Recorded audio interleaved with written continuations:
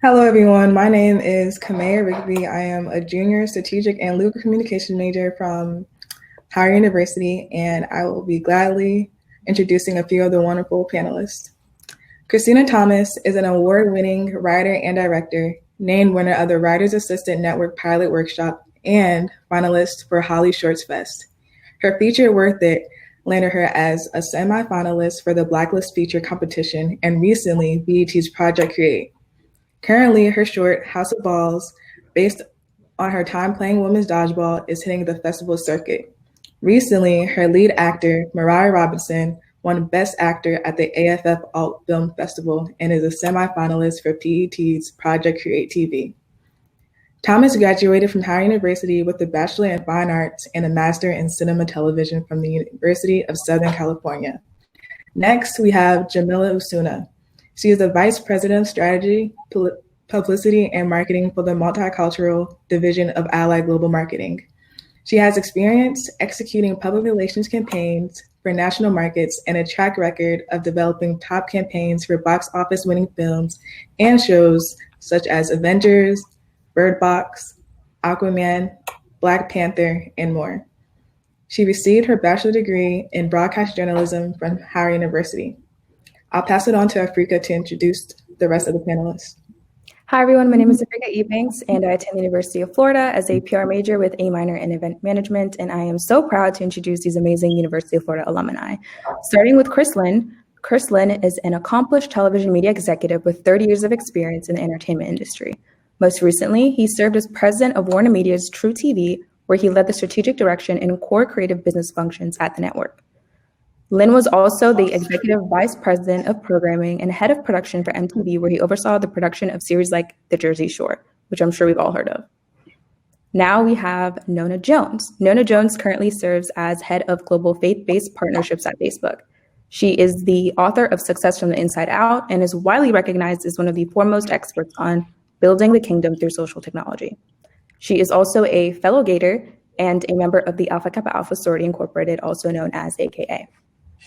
So now I'm going to turn over to Tianse to introduce our wonderful moderator. Thank you, Afrika. Hello, everyone. My name is Tianse Calhoun, and I'm a senior PR major, graphic design minor at Howard University. I'm also the vice president for Howard's PR SSA chapter. It is my pleasure to introduce our moderator, LaKendra Tookes. She's an actor, writer, comic, and former staff writer for Saturday Night Live. She describes herself as a Southern girl with roots in Georgia, but has traveled the world with her family as a military brat. Tookes says having to change schools and make new friends every few years helped her develop quite a personality, and she often got in trouble for being the class clown. She then discovered her love for improv comedy and trained with Improv Olympic West. It was there where Saturday Night Live producers first spotted her, and eventually she was selected to write for the show's 39th season. Tookes was also chosen to be a new face at the Just for Laughs Comedy Festival in Montreal, and has also appeared on True TV's Friends of the People, Amazon's Red Oaks, and Netflix's The Characters. Tookes majored in broadcast journalism at the University of Florida, and has put that degree and skills she honed in the WUFT newsroom to work as a correspondent for Access Hollywood, where she has interviewed many celebrities on the red carpet. LaKendra, you can take it away from here. Thank you, Tianse. And can we just begin by giving a round of applause to you ladies? The future is looking bright. You guys did an excellent job. You're getting us on the right foot, and we don't have a lot of time, and we have so much to cover. I'm ready to learn myself, so let's just jump right into it with our amazing panelists here. Now, there seem to be so many different avenues to getting into the entertainment industry. As we just learned in the chat, I didn't even know this, that Ava DuVernay started her career as a publicist. And I know that we all have, a lot of the college students right now are kind of like, what do I do? What am I going to do with this degree? And I'll just begin by telling a little bit about how I kind of found my way to where I am now, and then I would love for you all to join in on that as well. I started out, like you said in my bio, I started out doing improv at UF, and my degree is actually in broadcast journalism. I wanted to be Oprah. That is really, actually, I still want to be Oprah. That's still on the vision board.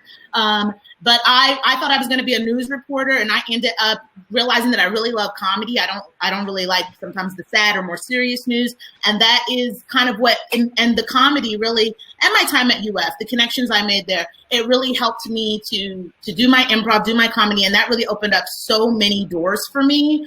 And who would like to take this question first? Who would like to be the brave soul to go first and tell us about how you got to where you are today, kind of like the abridged version? We're going to do it Black church testimony style. We're going to try to keep things concise. Who would like to take the first question? I mean, I guess, can you hear me? I can hear you. No, go ahead, okay. Girl. So let me just say, when you say Black church testimony style, what you mean is 45 minutes. All right. My husband and I pastor we pastor a church, so we know what it means when you say, all right, y'all, 2 minutes. So super quick.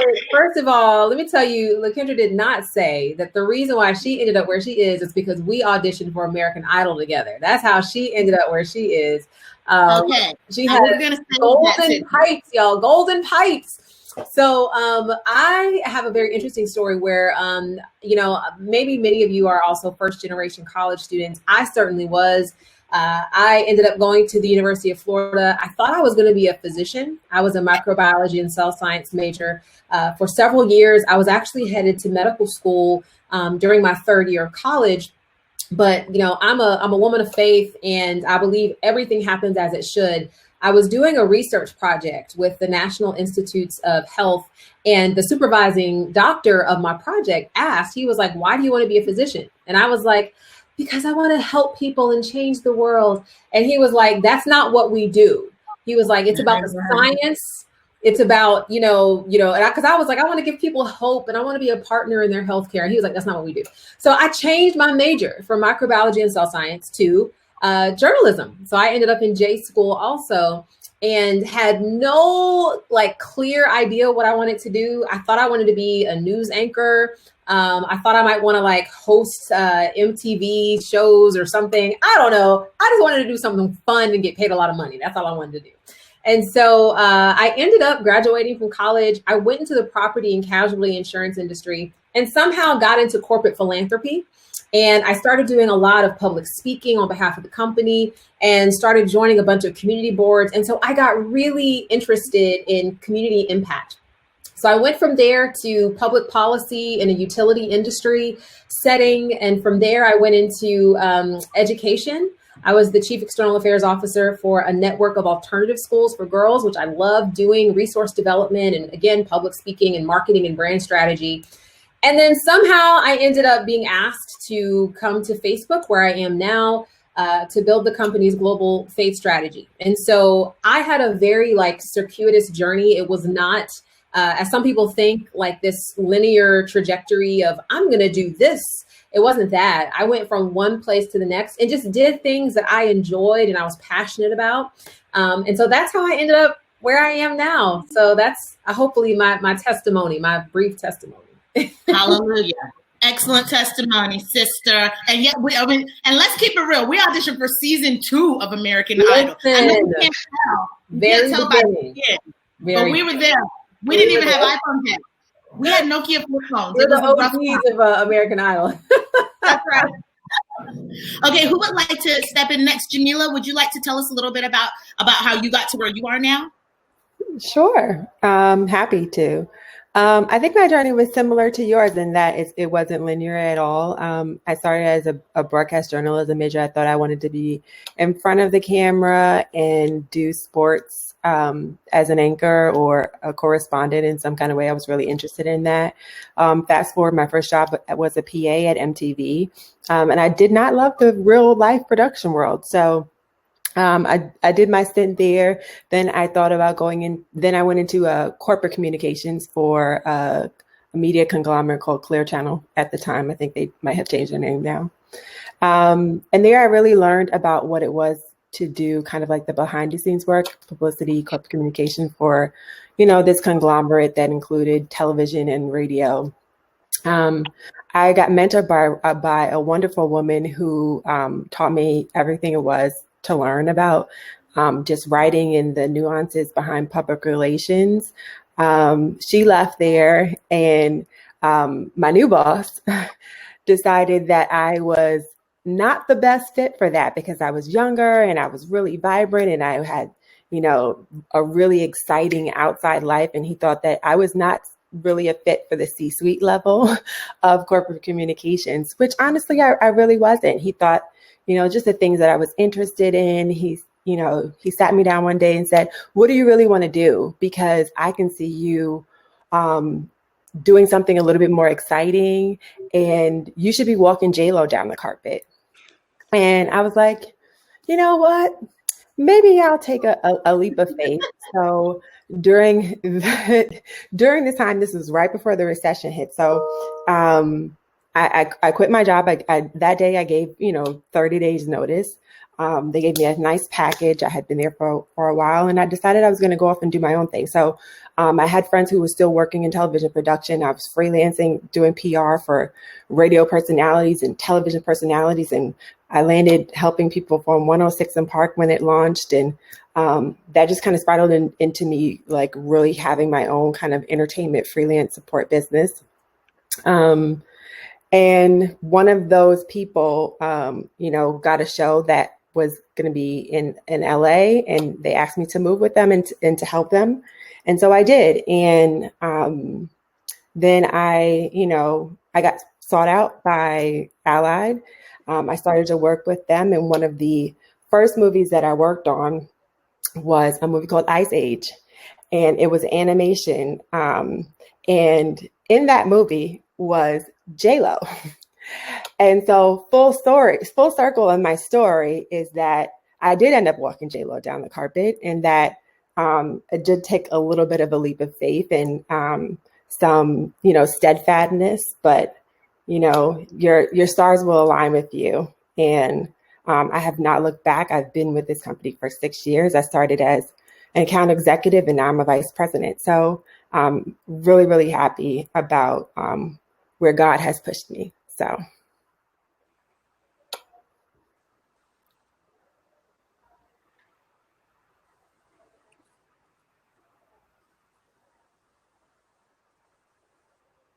Oh yeah, I can't hear. Yeah, I can't hear you, LaKendra. I had muted myself. Sorry. Can you hear me now? Yeah. Okay, sorry about that. Thank you, Jamila and Nona, for those responses. Just to kind of piggyback on that, I want to let Chris and Kristina take on the next question of, what really prepared you for your career? Did you do internships? Did you start out, as a PA? Did you start out getting people's coffee? Kristina, why don't you take that one first? I think I started when I made the decision that I wanted to go into film and TV. Sophomore year, I got so mad that I couldn't get an internship anywhere. I went on MTV and I watched a whole bunch of videos, and I wrote down all the directors' names, and I wrote 20 of them. And then I went online, and at the time, production companies always had their email and their numbers. So I contacted 20 of them. 2 of them got back to me. One of them ended up like taking a liking to me. At the end of the week, he was like, hey, if you're in New York, you should come to set. And I took the Chinatown bus from DC to New York. And I got my first gig as a PA on set, not thinking I was going to get paid in anything. It was for Mario's video. And it was really interesting. It was a 24-hour shoot. Never again I never had been to New York, had to understand the whole metro, all that other stuff. And at the end of the day, I survived. I went back. I missed class. And shout out to Professor Rada. He told me, you're going to get an F for the class for missing my class. And I cried, and I told him what happened, what I did. And he was like, he closed the door and he was like, so I'm going to give you an A for the rest of the semester. Don't tell anybody. You're probably the only student who has actually gone above and beyond to get that job. And I think from there, it's always been put upon me, if I really want something, to just go out and just ask people and to do the research and make it known. Again, I tell people all the time, if you want something, write a letter or an email, but keep it short. Do not give them your whole life story. Just say hey, I want to do this. If you have time, 15 minutes, let me know. And 9 times out of 10, I always get a response, because usually I give them 15, they give me 15 minutes. Sometimes they give me more, but at the end of the day, they always at least give me 15 minutes and tell me yes, no, yes, do this. All right, bye. That's awesome, Kristina. And I'm so glad you said that. Some people in the chat want to know which Mario song. The people want to know. Was it Let Me Love You? It was the Here I Go Again song. It did not peak on the stage. It wasn't a number one hit. That's okay. It's not a number one hit, but it was a number one hit in my heart. That's right, girl. It got you number one today. That's what matters, okay? And Mario's fine. He's doing great. Same question, Chris. For you, did you do any internships or what did you do to kind of get your foot in the door? Yeah, no, I didn't even know what an internship was, in all honesty. I grew up in Orlando. There were not a lot of opportunities in entertainment. But what I did do, I credit my success to two things. One, my parents, who came from the Midwest. They had this sort of Midwestern work ethic. Like, you get in, you don't expect too much. You work harder than everybody else, and that's how you get ahead. So, I was persistent. But the way I broke into the business was I literally, Nickelodeon was opening up studios in Orlando right after I graduated college. I studied theater. Realized after I graduated, I was not a triple threat and I better figure out something else. But I literally snuck onto the backlot at Nickelodeon, snuck into the building. That was before 9/11, when you could sneak into buildings still. And I walked the halls and just tried to meet everyone I could and ask, is anybody looking for like a production assistant? And I found somebody who gave me a shot, and I started as an assistant, and over time just worked my way up. But I often credit my theater degree, strangely, for being really successful in business, because in theater, it's all about putting on a show. It's about collaboration with lots of different people, with lots of different disciplines. And I learned about lighting, and I learned about tech, and I learned about creative, and all of those, and how to get things done on a timeline. And all of those things actually prepared me for business in a way that probably being a business major would not have. Yeah, absolutely. Thank you for that, Chris. Now let's move along. Now I like this question. Let's do a deep dive here. What do you consider entertainment? Because I know that things have changed so much since we were all in school. I mean, I think when I was in college, Facebook was still the Facebook back then, and our parents weren't on it. Things have definitely changed. So I think, and actually, Nona, I really want to hand this question to you, because you are more in the faith-based realm, and some people may or may not consider that a form of entertainment. I know I don't like to go to a boring church, but what do you consider entertainment, and what are some hidden opportunities in the industry that are not so obvious, like movies, television? I'm putting Nona on first, but I want us all to be thinking about that, and let's really talk about that. Sure. No, I love this question. So I got to tell you, I have a hoodie. I have a Facebook hoodie, and I wore it to the grocery store one day, and this woman was like, "Where did you get that? I want one." I said, "I got it at Facebook." She was like, "The Facebook?" I said, "Yep." So a couple things I would say. So I think Facebook has really made entertainment and the idea of entertainment different, because there used to be this expectation that to be entertained required you going to a place at a time on a day for a program, for an event. And now I think Facebook, as well as the family of apps, so it's not just Facebook, there's also Instagram and Oculus and all these other tools. I think it's really put so much power in creatives' hands to decide to entertain people. I mean, I follow people. I don't follow a whole lot of people on Instagram just for my own personal reasons, because it can get overwhelming. But I follow people who make some content that is amazing, and they don't have a distribution deal. They don't have, any like huge major production company budget behind them. But they are just being creatives. And so I go back to your story, Kristina, and I think it's so interesting how, you had to get on a bus, right, to try to go be a part of a creative process. Now you don't have to do that. I mean, this has become our production studio for the most part. So I think that's really what Facebook has become. And as it relates to, I think, faith, what we've especially seen in this era of COVID is that absolutely coming to fruition. The idea that you have to go to, for example, church used to be a place you go at a time on a day. Well, now people are streaming worship services 24 hours a day. They're using Facebook groups to connect with people 168 hours per week. So I think social technology has really enhanced the capacity to be entertained. And I think it's given people a platform in ways that we haven't previously had. True. I think media is completely baked into our culture now. It's sort of like the baseline expectation that any brand, any business, any experience, any organization has entertainment somehow baked in, because you're trying to build a following. And the way that you get people to pay attention to you and follow you is by delivering them content. You know, whether you sell shoes, whether you sell, computers, whatever it is, you're constantly putting that content out there. So there's opportunities for entertainment everywhere, like experiential, like live experiences. Everything's is presented in a way that you have to entertain that consumer, beginning, middle, and end, all the way through. So it's really opened up, I think, opportunities for people who have an understanding of what it means to grab attention, entertain people, and persuade them to take action. Same thing in politics. Mm-hmm. Yes, absolutely. And actually, yes. I was going to say, I also think that it's opened up opportunity for another lane of entertainers that we would consider to be content creators, right? So people who aren't necessarily actors or comedians, but there's like a whole new lane of these influential people who are creating their own content, whatever that may be, or becoming influential in whatever space that is organic to them. So I think that, it's given the power a little bit back to the people to not be as considered to be as cut and dry as we normally would be entertained by, things that are overly produced, to be a little bit more real.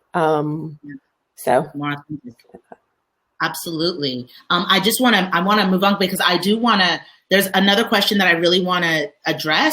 Because who'd have thunk it that we'd, be in the middle of a global pandemic, yet here we are. And you know what? Kudos to all of us for surviving it. We're doing it. Woohoo, we're here. I want to talk to you all about how much has the pandemic permanently changed the entertainment industry? And is that something that we need to worry about? As well, students, for the students, is that something they need to worry about? How are students going to need to adjust? Because I know, even for myself, I've been having to just adjust. Now I'm doing all my auditions virtually, and things are just changing. We're all having to adjust to this new normal. So how do you think that, this year is going to affect the entertainment industry? And because I haven't heard from you in a little bit, Kristina, and I miss your voice, would you like to speak on this? Yeah, I think the one thing that's changing, I'm in a writer's room right now. I think it's kind of a good thing and a bad thing. A good thing of just I don't have to deal with traffic. I don't have to deal with getting up early in the morning, but I do miss almost every day the writers and I are just talking about how we miss the interaction and breaking story and talking about things and communicating with each other. Especially if you're a writer for the first time, you're getting to know everybody and you're trying to build a network of writers that you continuously work with or refer. And that's a little bit it's a little bit jarring in some degree, but it's also helpful for me because I'm going on staffing meetings and general meetings with production companies pitching ideas, and it makes it so much easier because I'm just they're in New York, they're in Florida. I can just have a Zoom call with them now and be able to pitch to them and be able to just have meetings with them that would have taken months to schedule. And it's very helpful because now it's helped me with pitching myself, which all of us have been doing during this time, hopefully, and just giving myself enough time to write and also direct things on the side. And one last thing, production is probably the one thing that is the hardest. A lot of people can't be on set, so it makes it harder for a lot of things to go into production. A lot of things are selling and developing, but I feel bad for a lot of people who are in production or trying to get things into production. It all depends on the COVID rules now. And I know I'm fortunate enough that my show is in Thailand, but I know a few of my friends are not able to work, and a few of them, they've been able to travel overseas, but for the most part, trying to find work right now in the U.S. Yeah, I want to blame somebody, but We have November 3rd to vote, so do that. Okay, side note, please, children, I hope that you all are all voting. The registration has already passed. Hopefully y'all already registered and we're voting. Take your grandma to the polls, mail in your ballot. Make sure it's a real mailbox, y'all. Make sure it's not somebody's suggestion box from their office. Make sure it's real because this is very important, guys. This is life or death. Side note. Okay, now back to the panel. Let me also, because I do think, thank you for that, Kristina. How do you all think social media and Zoom, things like that we're really like, I've never Zoomed before in my life until this year. So how do you all think things like that are either hindering or helping the industry at this time? Anybody feel free to jump in. I think it's become an industry in and of itself. Like, you see these events where people are doing virtual table reads, right? Where you're getting to hear, I saw a version of the Golden Girls with Black actresses. So I think, and that's, something that then everyone can connect to and can watch and see. You don't have to be in that town to see that. It's a whole industry. I attended a wedding the other day on Zoom. So in some ways it has opened up a whole new kind of production platform. It wouldn't surprise me if somewhere down the line, Zoom doesn't start to become some kind of sort of live streaming platform like Instagram Live. So, out of this need has come, this new opportunity. I think to your earlier question, the biggest, saddest impact from the pandemic has been in live performance and where audience is required. I'm in New York, Broadway shows shut down. You think of all the people involved there, actors, behind the scenes, all of that. That's really tragic. So I hope that when we get past this with the right president in place, I hope that people really remember that and put their attention and their money into supporting live performers and performance. Yeah, because that's true. Because I think for a lot of us, the thing that has really gotten us through this insane time is being able to binge Netflix. I know for me, I have to listen to music every day. I have to listen to my good, happy music to get me going, to make me feel good sometimes, Because as a comedian, it must impact your business, right? As a comedian and wanting to perform. It does, because as a comedian, what we're really relying on is laughter. Like, we need to hear you laugh. That's how we know whether or not we did a good job. You either hear laughter or you don't. So it is odd. I know I've done a couple of shows, and it's odd to have to hear people people just have to go on the little chat and say LOL. And it's like, oh. Yeah. And may I add something also to that? I will say a lot of people have been telling me this, and a lot of people haven't thought about it until now. Animation is also a new thing that people haven't thought about, but now are like, oh my God, everybody's streaming all these things. Well, we don't know when we'll ever see this multicam ever again until this COVID hits. Why not think about animation and more, especially a lot more people of color thinking about getting into the industry, because there's a lot of lack of, especially women in the industry. And I encourage you guys to actually think about getting into the world of animation, because the money is there, and also a lot of people watch it. Again, I'm a fan of Bob's Burgers, and I'm so grateful to have a new season. I love Bob's Burgers. And I've been watching The Simpsons.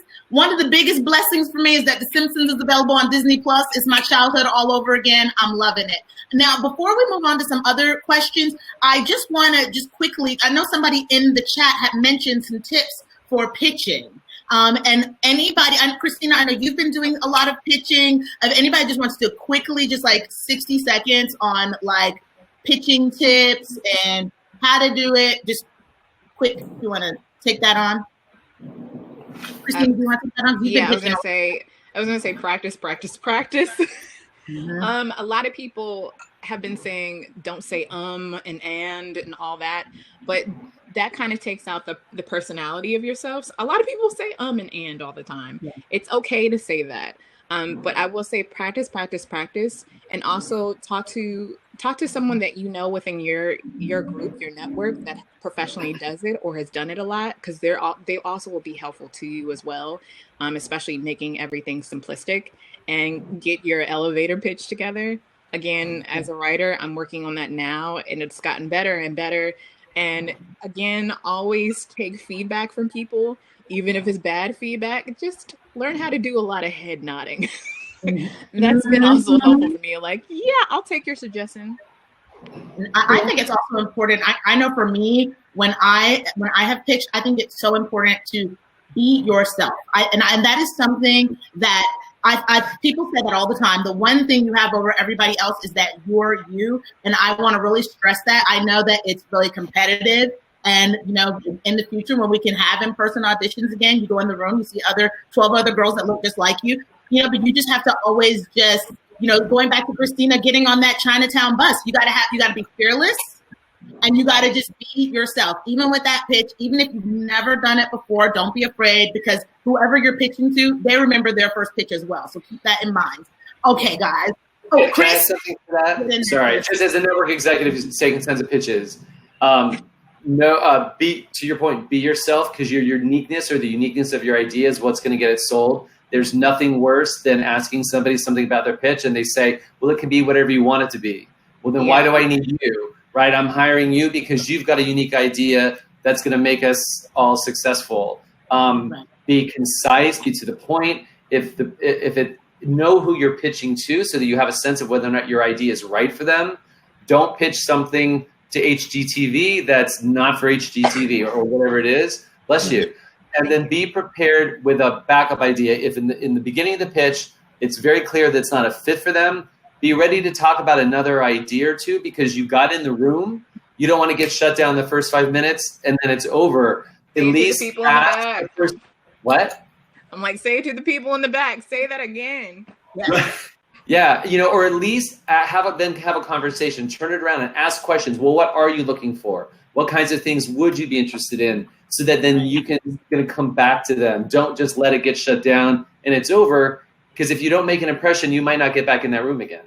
Exactly. If they say no, you don't say, okay, thanks, bye. Don't do that. Say, okay, you have to be adaptable. You have to be adaptable. All right, so let's really start talking about this elephant that's in the room, okay? Because the elephant is here. We see the trunk. There's flies everywhere around the elephant. We're going to address it.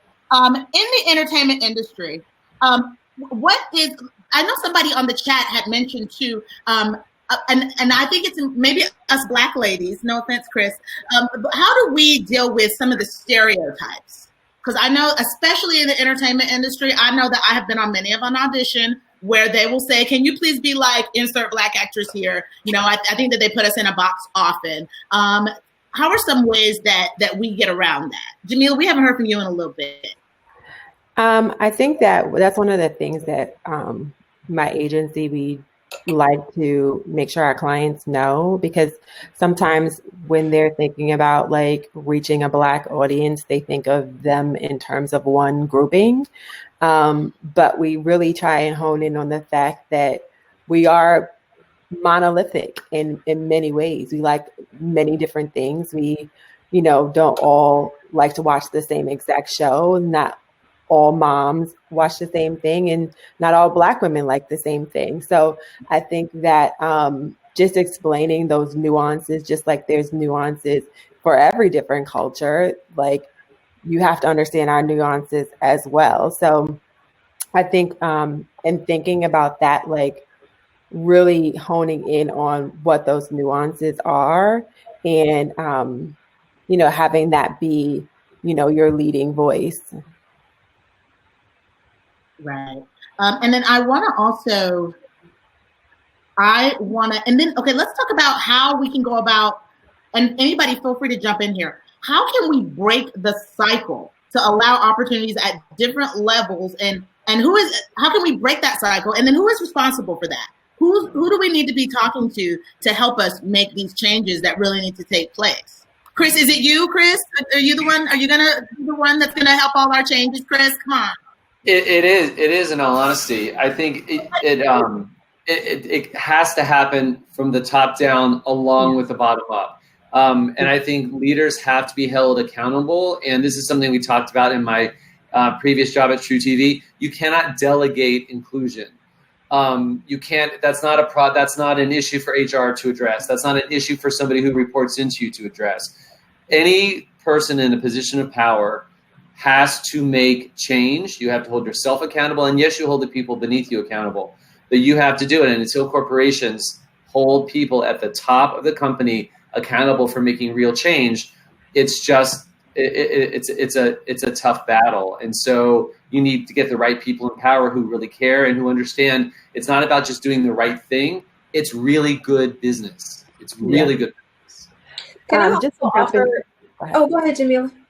I was going to say, just to jump in here, you can see that from the policies and the things that are rolled out in different companies. Like you can see from the leadership that, you know, that it feels like an organic thing to have inclusivity and diversity and have that be part of the core values. You can see that in a Netflix, you can see that in Hulu, but at the same time, you can see where either it's forced or it's not there in other companies too. And we see that a lot within our own clients, the ones that really listen to us and the ones that are really willing to make an effort and make a change. And then the ones who are coming to us just because they know they have to just check the box.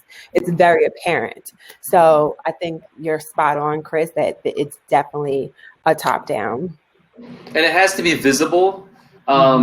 You know, when I worked at MTV, it was never an issue getting diverse projects pitched to us or getting diverse applicants at the network because it was organically diverse, because it was music and you saw in music videos and in the content, versus other places I've worked where if it's not visible, someone on the outside may look and say, that's not a place for me. I don't see anybody who looks like me. So why would I go and work there, right? And then it becomes this sort of cycle of like sameness.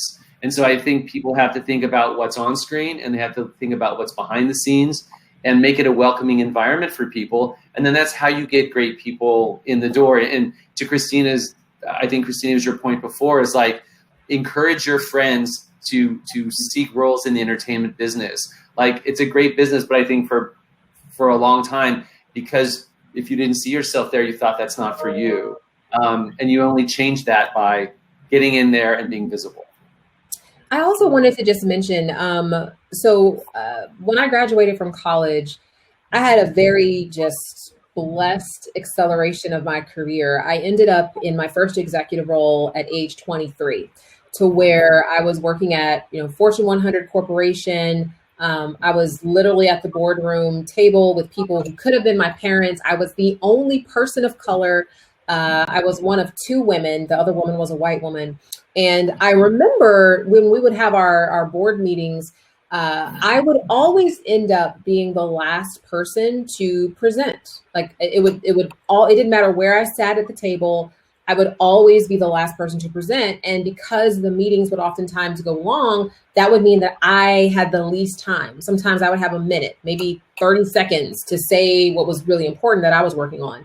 And so I got to the point where I recognized there was an inequity. And so I went to my boss during our one-on-one and I just said to him, I said, I'm noticing something that you may not, which is I'm always ending up the last person to speak at the meetings, which means that I am rushed in what I need to share with the group. And he said, I didn't even realize that was happening. Thank you so much for bringing that to my attention. And from that point on, I became the first person to speak at every meeting. Right. I tell you that because, part of inclusion is not waiting to be included. Part of inclusion is recognizing that you're at the table because you have every right to be at that table. You're at the table because your voice matters. And so when you get the opportunity to be at a table, and I know sometimes it's cultural too, but don't feel like, well, I'm just going to wait until somebody feels like it's the appropriate time for me to speak. I can assure you, no one is going to give you airtime because everyone thinks that what they have to say is more important than what you have to say. So you have to advocate for yourself in a respectful, diplomatic way, but always recognize that you're at that table because you deserve to be. So don't feel like you have to modulate your voice down, but in a respectful way, advocate for yourself because most people are not going to advocate for you. And I know many colleagues who have been in very high level roles at Facebook with me who have left because they said, well, nobody honored my voice. And it's like, yeah, but you didn't demand that your voice be honored either. And so just recognize that going in. There's a lot of muscle memory that keeps bad habits in place over time. Yeah. And I think there are a lot of people where if you approach someone like that, like people don't even realize they're doing it, whether you have white privilege or you have male privilege, you don't think twice about it because that's how it's been. I was fortunate to have come up in companies that were largely led by women and or people of color. You know, at True TV, 6 of my 7 direct reports were women or people of color. So I learned a lot, and we had a different dynamic there. But I would see then when we went to speak to other groups where it maybe wasn't the same group that we had, to see how quickly a man will talk over a woman or cut them off, and so you have to make them aware, because people can't change. It's like Maya Angelou says, when you know better, you do better. Somebody needs to tell them to do better. Maybe no one's ever told them before. Maybe people just sitting there letting them interrupt them their whole life. That's true. I want to just quickly also address, you guys, I'm so sorry if I'm not getting to all your questions in the chat, and if I'm looking over a lot, that's why, because you guys have some excellent questions over here. Danny Calvo had a great question. She said, how do you deal with imposter syndrome as a woman of color in the entertainment industry? And Nona, you just nodded your head really largely. I'm gonna let you go ahead and take it, because you gave me a well, so I'm gonna let you step in. Yeah, this is something I've really dealt with on multiple levels, and I'll tell you a little bit about my personal story, and this will hopefully tell you why. So I grew up in a very just dysfunctional home situation, to where there was a lot of abuse of all types, and so I had been labeled a problem child at a very young age, because I would go to school and act out. Nobody ever asked me why. They just said I was a bad kid. I was even told I had a learning disability. And so because I had all those labels on me at a young age, even when I started to be successful in school and of course in my career, I still had the echoes of what those people said in my mind. And so I started to question myself, like, okay, am I getting this promotion because I earned it, or am I getting this promotion because, you know, people feel sorry for me? And I would oftentimes ask myself, like, do I really deserve to be here? And that's part of the reason why I just said what I said, is because I thankfully had an executive woman who stepped into my life when I got into that first executive role. And she told me, she said, Nona, you deserve to be at this table. She was like, yes, you're like half the age of everybody here, but you're here for a reason. And so that's when I think the imposter syndrome began to dissolve, because I recognized that it didn't matter if anybody else thought I didn't deserve to be there. God put me there, whether they thought so or not. And so that's really what changed my understanding of my value, not in an arrogant way, but just recognizing that I'm there for some reason. And so I think that's where you let imposter syndrome go, once you own the fact that you are where you are because that's where you're supposed to be. Right. And then also somebody, Tiance, hey Tiance would like to know, Jamila, specifically from you. She would like to know more, and I'm sure other students would like to know more too, about your experience in PR as a Black woman. Yeah. Well, first of all, there's not a lot of us, and there are not a lot of women in leadership in PR that are Black, especially in the studio in a network level, period. So when I go and pitch to rooms, and pitch ideas around what it means to do a Black publicity plan or a plan that includes African Americans, it's very challenging, because sometimes they don't understand, they don't know what the outlets are. So it's a lot about educating them first and foremost to know the value of reaching a Black audience, and that, what the shade room is. And so it's a lot of education that we have to do on our part, especially.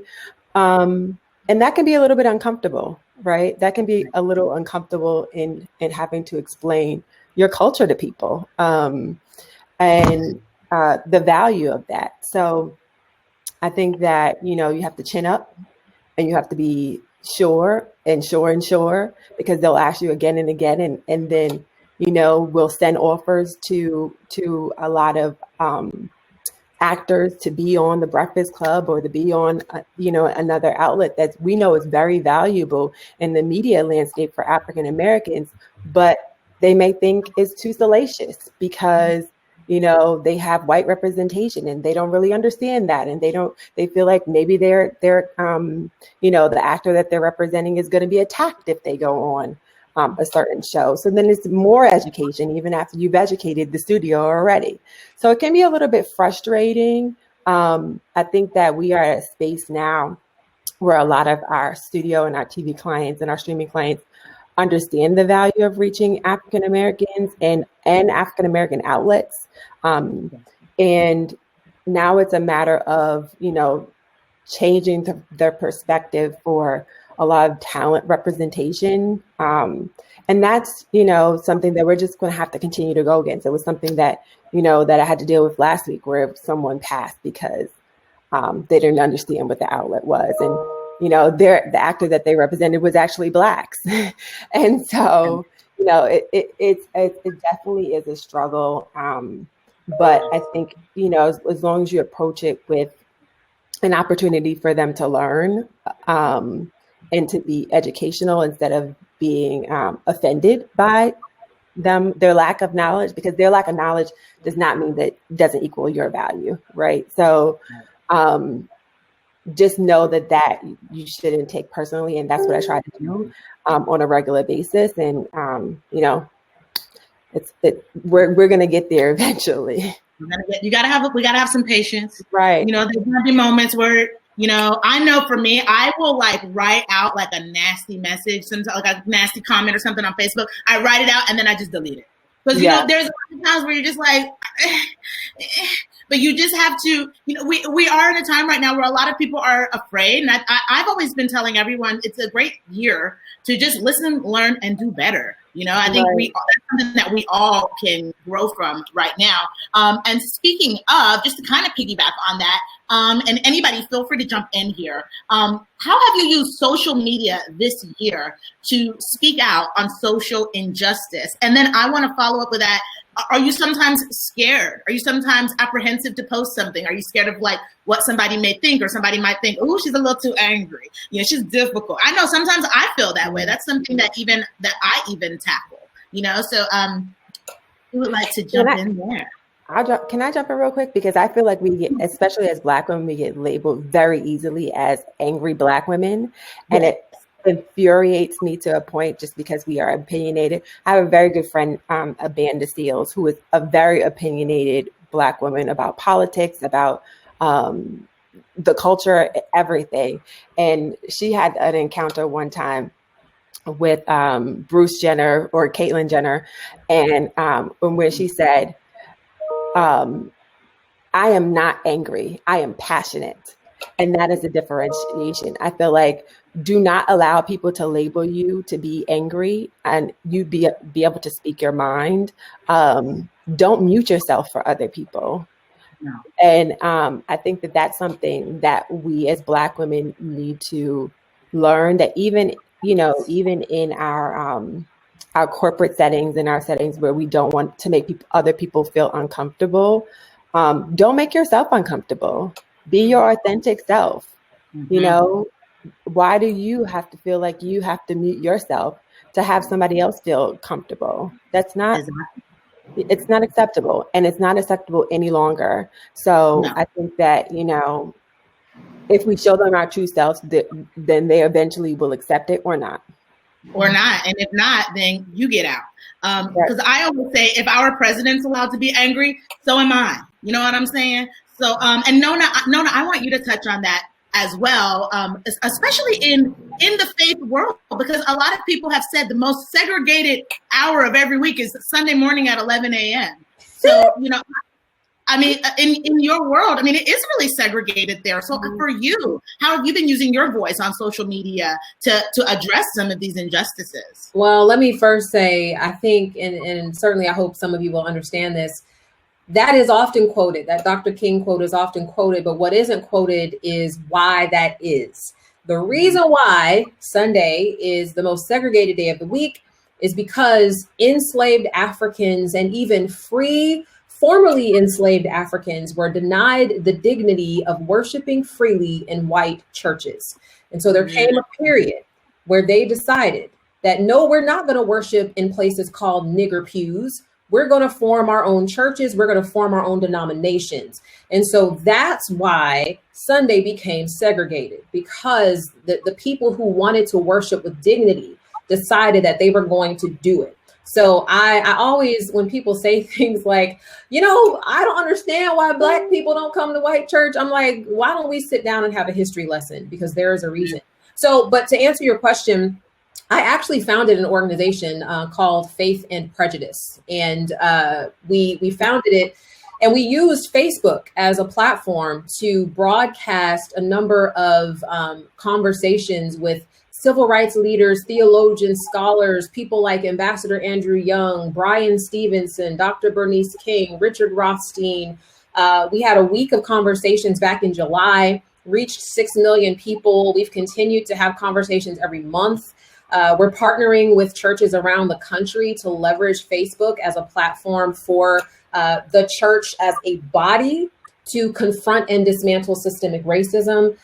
So that's something that I've done, and I've used Facebook as the platform for that. And we're continuing to grow. So that's how I basically have used my work to inform my life. Yes. But that's what we've been doing in response. And I'm so glad that you just said that, Nona, using your work to inform your life. I want to know from all of you, how have you done that too? Because especially this year, I feel like I have a responsibility. Even though I'm a comedian, I'm a goofball. I don't expect anybody to really take me seriously on certain things, but I do still feel like even though I am a goofball, I can figure out a goofball way to make a difference in this world. So for you all as well, Kristina, as a writer, do you feel like you have a responsibility to, to tell certain Black stories? I know that I do. I know that I only want to tell stories where Black men are portrayed in a positive way, because I think that's important, I think it's funny that you bring this question up, just because my mentor, who is, I love her, Sonia Winton, who was one of the co-EPs on Lovecraft Country. She did not like me the first month on the show, and I didn't understand, because I was like, I want to be liked by everybody. And I found out after a month, when she sat down and got to know me, she was just like, oh, I didn't like you because I thought you were a homophobe. And I was like, wait, what? And she saw the cross on my neck, and she was just like, I was like, oh, yeah, I'm Christian. She just thought, like, automatically I was homophobic. And I was just like, no, like, I've been playing dodgeball for the last 10 years in WeHo, which is straight, like, almost all my teammates are like lesbian or gay. Like, literally, my friend Jorge will tell you, no, girl, she ride and die for us too. Yeah. It's very interesting, because I've been posting a lot of stuff about the LGBTQIA community. And one of my friends was like, so does that mean you're gay because you're posting all this stuff? I'm like, no, my friends are within that community, and I support them. And it's just kind of an educational thing during COVID of just people's views and how they view you, and also getting the conversation not started on social media, but off social media. Because I know a lot of people can get trapped in a world of, like, in the comments, commenting on everything. And it's like, I don't have time for that. Let's actually have a phone call and talk about it. And actually, one of my pilots, it's about it's set in the 90s about a Black trans man running for mayor of Oakland, and how he has to hide that. And it's got me a lot of meetings, but it's also the conversation of just like, why did you choose a Black trans man? And I was just like, in the 90s, you would get killed and it wouldn't be in the news because it wouldn't be a big enough thing. And I think it's just right now in COVID, you're inside, and social media is now a time of like, let's get to know each other and let's have a conversation, not an argument. Absolutely. And we have a lot of time on our hands. At the end of this year, there's no excuses. We all had a lot of time to learn stuff. So 2021, I'm expecting everybody to come forward and know what Juneteenth is now, okay? So also, we got to get ready to wrap up, guys. This has been too good. We got to get ready to wrap up. But before we do, I do want to ask you guys also, do you feel, anybody, feel free to jump in here, do you feel that you have any allies in the entertainment industry to propel some of the discussions on equality? Chris, what about you, Chris?